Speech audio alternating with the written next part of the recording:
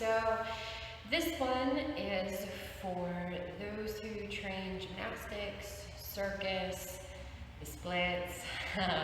It's commonly done in those kind of classrooms. So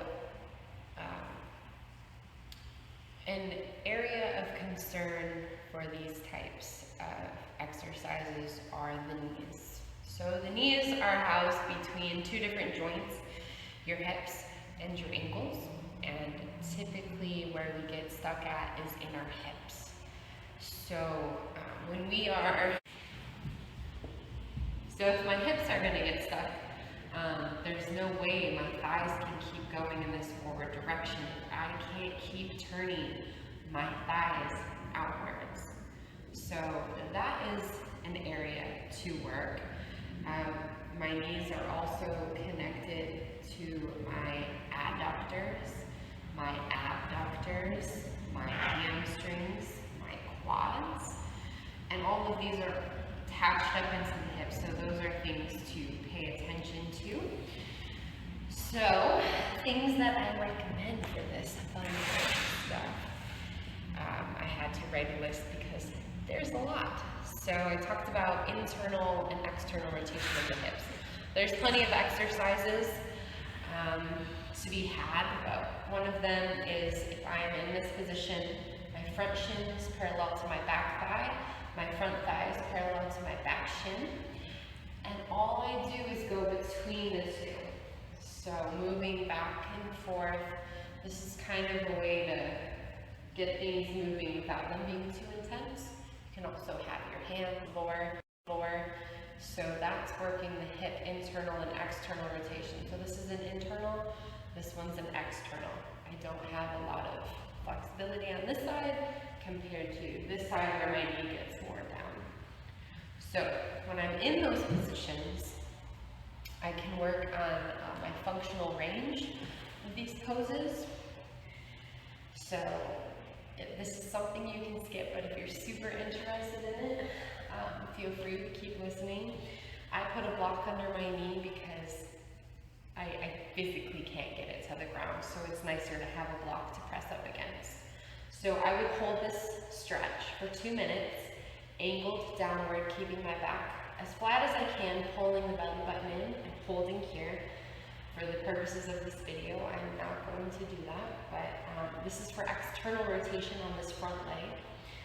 So after the 2 minutes, for about 10 seconds, I'm going to begin my pails.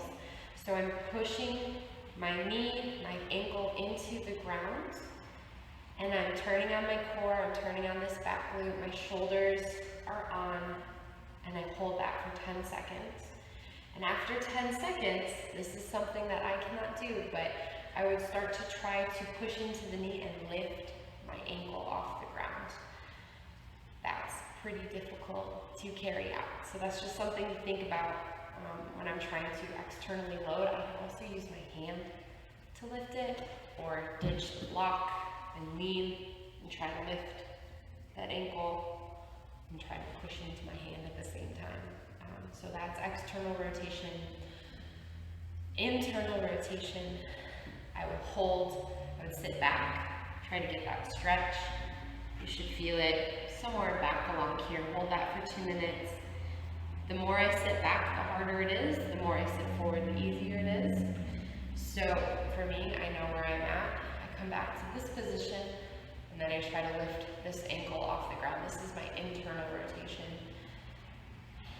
So this will help me be safer in my knees, but also this back muscle. I would hold that, and then I would push into the ground for 10 seconds, lift for 5 to 10, moving back and forth, and it'll cramp on you like it's doing to me. That's fun. After those, there's pigeon sits, straddle lifts, Malasana drill, side lunges, hamstring strength with the towel. There's a lot of things. I'll show them real quick. Pigeon sits. So I'm sitting here, my foot is attached to my thigh. I'm up, I'm sitting my butt back, I'm coming up. So these help with those drills, working on the strength of your outer glute to help push you up. Straddle lift, We've all been here. I'm gonna take a chance to hope that my video didn't just freeze. I'm turning to one side and lifting. I can lift, bring it in, and then lift and try to bring it out. You can also set a target to get over. So those are straddle lifts. You can also lift both legs.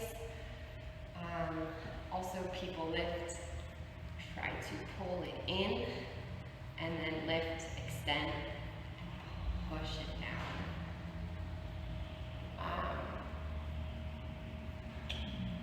Awesome drill. So this should only be done if you can sit into a squat with your heels down comfortably. So dropping one knee in at a time. You can also drop, sit back, lift up, extend, bring it up, in, back, and do it on the other side.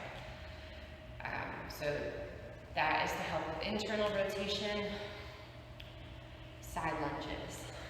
Side lunges for your adductors. So toes turn forward to help get you your max stretch.